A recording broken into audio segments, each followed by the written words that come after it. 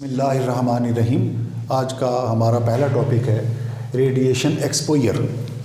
اگر اس کمرے میں گائیگر کاؤنٹر رکھ دوں تو وہ بتائے گا کہ اس کمرے میں بھی ریڈیشنز موجود ہیں اور اس کمرے میں ریڈیشن داخل ہو رہی ہیں۔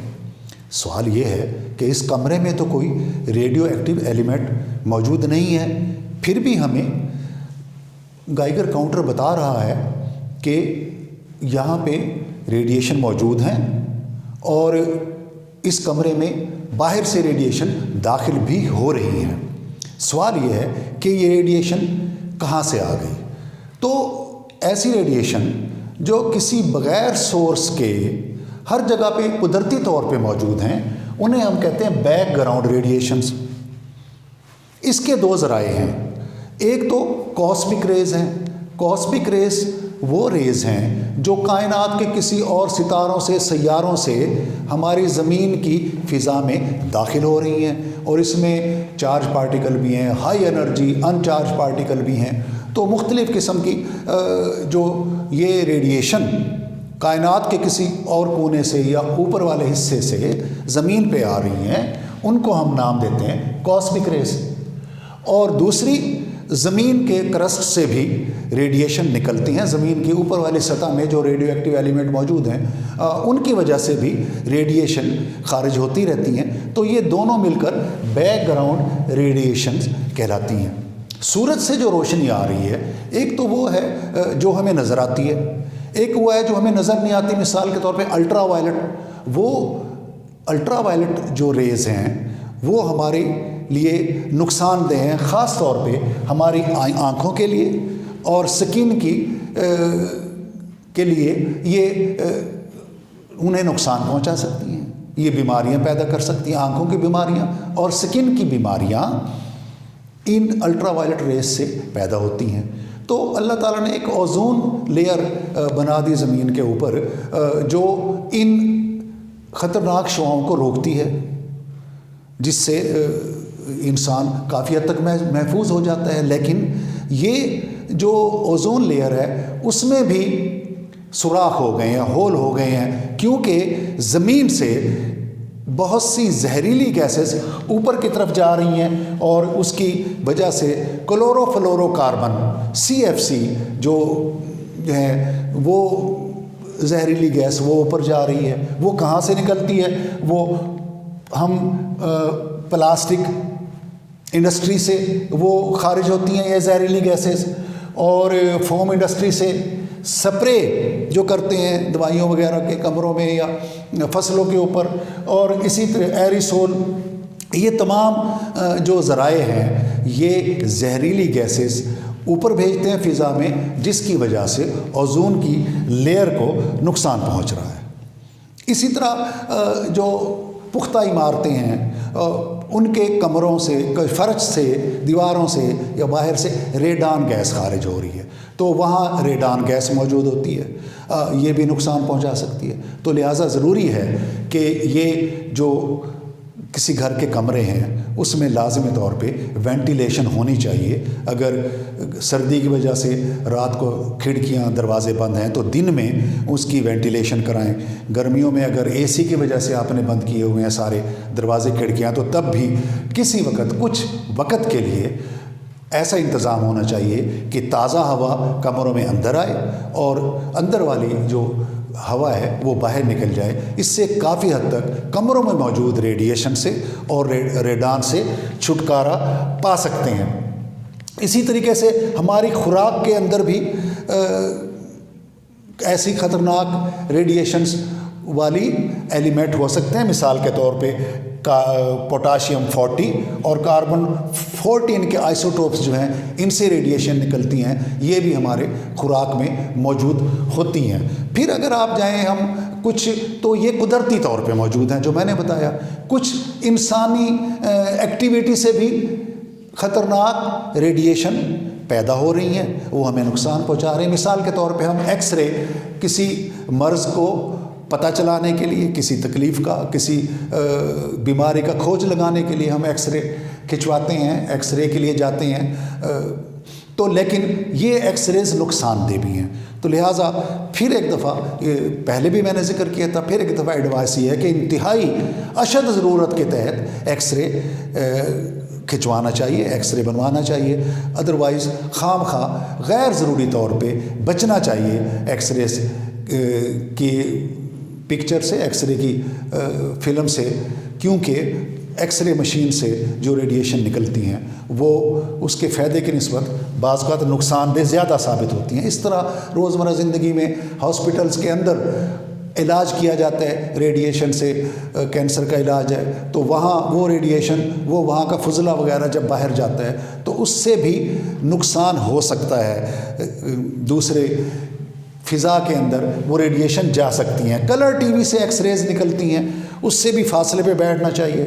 اور اسی طرح وہ چمکدار ڈائل والی گھڑیاں جن سے جو اندھیرے میں جن کا ڈائل چمکتے ہیں اس سے بھی ریڈیشن نکلتے ہیں، وہ بھی خطرناک ہیں. اسی طرح تمباکو جو ہے، سگریٹ نوشی جو ہے، اس سے ایک تو دھواں اندر جاتا ہے، دوسرا اس کے اندر ریڈیشن بھی ہوتی ہے، تو لہٰذا اس سے بھی بچنا چاہیے. اور جہاں تک ان کے نقصان کا تعلق ہے، اگر تو لو انٹینسٹی ہے، قدرتی طور پہ جو کہیں ریڈیشن موجود ہیں وہ تو نقصان دہ نہیں ہیں، لیکن اگر ان کی مقدار کہیں بڑھ جائے تو پھر وہ نقصان دہ ہیں اور اس سے کینسر وغیرہ کا پیدا ہو سکتے ہیں جسم کے اندر، آنکھوں کو نقصان ہو سکتا ہے اور بلڈ کینسر ہو سکتا ہے، جسم کے سکن کے اوپر خارش وغیرہ ایسی ہو سکتی ہے جو ناقابل علاج ہو. تو لہٰذا ریڈیشن سے جتنی کوشش ہو بچنا چاہیے، ایکسپوئر نہیں ہونا چاہیے. تو یہ آرٹیکل تھا. اگلا آرٹیکل دیکھتے ہیں، بیسک فورسز آف نیچر. تو بیسک فورسز آف نیچر میں کائنات میں انسان شروع سے اس تجسس کا شکار ہے کہ آخر کائنات کیسی چل رہی ہے، اسے کون سی فورسز کنٹرول کر رہی ہیں. تو ابتدا میں جب سائنس نے ابتدائی سٹیج پہ تھی، ترقی کی، اور اس کے بعد آہستہ آہستہ سائنسدانوں کو فورسز کا علم ہوا تو ان کے ذہن میں یہ 5 فورسز آئی: gravitational force, magnetic force, electric force, weak nuclear force اور اسٹرانگ نیوکلیئر فورس. یہ 5 فورسز. لیکن آپ نے پچھلے چیپٹر میں دیکھا کہ ہم مقناطیس سے بجلی پیدا کر سکتے ہیں اور بجلی سے مقناطیس پیدا ہو سکتی ہے. تو لہٰذا فیراڈے نے ان دونوں فورسز کو ایک کر دیا. اس نے کہا کہ یہ در حقیقت 2 قوتیں نہیں ہیں، ایک قوت ہے، تو یہ الیکٹرو میگنیٹک فورس. لہٰذا وہ جو پہلے سمجھا جاتا تھا فیراڈے سے کہ بھئی 5 قوتیں ہیں، تو فیراڈے نے ان 5 کو 4 قوتیں کر دیا. تو یہ جو سب سے بڑی، اس میں سب سے اوپر جو قوت لکھی ہوئی ہے گریویٹیشنل فورس. تو کائنات میں ستارے، سیاروں کی جو گردش ہے، چیزوں کا زمین کی طرف نیچے گرنا، زمین کا سورج کی طرف کے گرد گھومنا، چاند کا زمین کے گرد گھومنا، تو یہ لانگ رینج فورس ہے. یہ گریویٹیشنل فورس ہی کی بنیاد پہ ہم یہ جسموں کے اندر جو فورس موجود ہے وہ ہم ایکسپلین کر سکتے ہیں. اسی طریقے سے الیکٹرومیگنیٹک فورس میں یہ ایٹموں کے درمیان جو فورس ہے، مالیکیول بنتے ہیں، ہماری باڈی بنتے ہیں، جسم قائم ہوتے ہیں، بلڈنگز موجود ہیں، یہ تمام کی تمام یہ الیکٹرومیگنیٹک فورس کی وجہ سے. پھر یہ جو ریڈیو ایکٹیویٹی ہے، آپ نے دیکھا کہ الفا بیٹا گیما ریز نکلتی ہیں، تو ان کو ایکسپلین کرنے کے لیے ایک اور فورس تھی، اور وہ تھی weak force, weak nuclear force.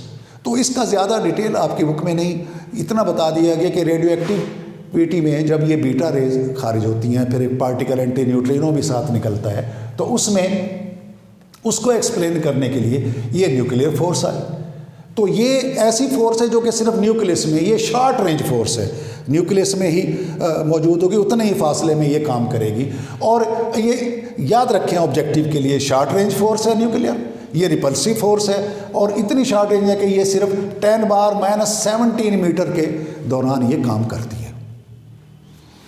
اسی طرح یہ اسٹرانگ نیوکلیئر فورس، اگر آپ نیوکلیس میں دیکھیں کہ پروٹان اکٹھے پڑے ہوئے ہیں، تو پروٹان پہ تو پازیٹیو چارج ہے، تو الیکٹرومیگنیٹک فورس کے مطابق تو ان پروٹان کو ایک دوسرے کو ریپیل کرنا چاہیے، لیکن وہ ریپیل نہیں کرتے.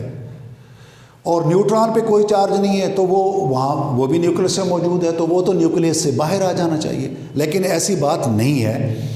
پروٹان اور نیوٹران بڑی مضبوطی سے نیوکلس میں اکٹھے رہ رہے ہیں، بلکہ آپ کو میں نے بتایا کہ پیریاڈک ٹیبل کے بیچ کے ایلیمنٹس تو ایسے ہیں کہ ان کی بائنڈنگ انرجی بہت زیادہ ہے اور اتنے سٹیبل ہیں کہ ہم توڑنا بھی چاہیں تو ان کو بہت مشکل ہے، بلکہ بعض کا تو ممکن بھی نہیں ہے کہ نیوکلس کو توڑ کے ہم اس کے پارٹیکل کو علیحدہ کر دیں۔ تو اب وہاں پہ نہ گریویٹیشنل فورس کام کرتی ہے نہ الیکٹرومیگنیٹک فورس، پھر وہاں ایک نئی فورس آ گئی جس کو ہم نے اسٹرانگ نیوکلیئر فورس کہا۔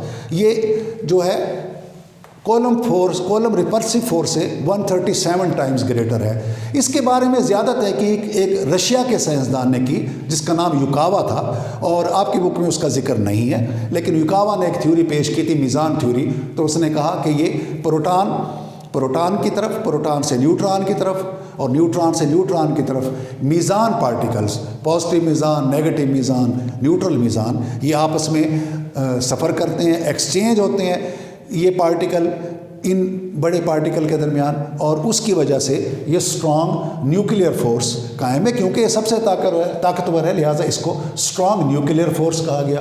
تو یہ بھی شارٹ رینج ہے، یہ اسی وقت کام کرے گی جب پارٹیکل کے درمیان جو فاصلہ ہوگا وہ نیوکلیس کے ریڈیس کے برابر ہوگا۔ جو ہی فاصلہ زیادہ ہوگا یہ فورس کم ہو جائے گی، لہٰذا یہ بھی شارٹ رینج فورس ہے۔ اب ڈاکٹر عبدالسلام نے 1969 میں ایک تھیوری پیش کی، تو اس نے کہا کہ یہ جو ویک فورس ہے، یہ ویک فورس کوئی علیحدہ فورس نہیں ہے، بلکہ یہ الیکٹرومیگنیٹک فورس ہی کا حصہ ہے۔ تو تھیوریٹیکلی ڈاکٹر عبدالسلام نے یہ ثابت کیا کہ الیکٹرومیگنیٹک فورس اور ویک فورس یہ سیم ہے، یہ ایک ہی ہے، ان کے لیے ایک ہی قوانین جیسے قوانین بنائے جا سکتے ہیں۔ تھیوری پیش کی اس نے، اور دو سائنسدان وینبرگ اور گلاشوو نے ایکسپیریمنٹ کیا، تجربہ کیا، اور 1979 میں تجربے کے ذریعے انہوں نے ثابت کیا کہ واقعی یہ عبدالسلام کی بات درست ہے، لہٰذا یہ پوری دنیا کے سائنسدانوں نے اس بات کو مان لیا، اور پھر یہ 1979 کا نوبل پرائز 3 سائنسدانوں کو ملا، پاکستانی سائنسدان عبدالسلام اور باقی دوسرے سائنسدان یورپ کے وینبرگ اور گلاشوو، اور لہٰذا اب ان کو ایک نیا نام دے دیا گیا الیکٹرومیگنیٹک فورس اور ویک فورس کو، اس کو نام دیا الیکٹرو ویک فورس، یعنی فورس گھٹ کر 3 رہ گئی۔ تو وہ جو ابتدا میں 5 فورسز تھی، اور یہ کہا جاتا تھا کہ یہ بالکل ایک دوسرے سے مختلف ہیں، تو پہلے 5 سے 4 ہوئی الیکٹرومیگنیٹک فورس، یہ میگنیٹ اور الیکٹرک فورس اکٹھی ہوئی، پھر عبدالسلام اور ان دیگر 2 سائنسدانوں کے توسط سے یہ بات سامنے آئی کہ نہیں، الیکٹرومیگنیٹک فورس اور ویک فورس سیم ہے، تو پھر ایک نیا نام الیکٹرو ویک فورس، تو یہ فورس 4 سے گھٹ کے 3 رہ گئی۔ تو اب بھی اور بھی کام ہو رہا ہے، سائنسدان کام کر رہے ہیں کہ ہو سکتا ہے یہ الیکٹرو ویک فورس اور یہ الیکٹرو ویک فورس اور اسٹرانگ فورس یہ سیم ہو جائیں، تو پھر ایک نیا نام الیکٹرو نیوکلیئر فورس آئے گا، لیکن ابھی اس پہ کام ہو رہا ہے، اس میں کوئی کامیابی حاصل نہیں ہوئی، اور سائنسدان کی کوشش ہے کہ یہ پھر 2 فورسز ہوں، پھر 2 سے پھر یہ ایک فورس، تو پتہ چلا کہ پوری کائنات کو ایک ہی فورس کنٹرول کر رہی ہے، اور ہمارے نزدیک تو ویسے ہی خدا وحدہ لا شریک ہے، وہی ایک فورس ہے جس کے تحت یہ کائنات کا پورا نظام چل رہا ہے۔ اس کے ساتھ ہی یہ آج کا لیکچر ختم ہوا۔ Thank you.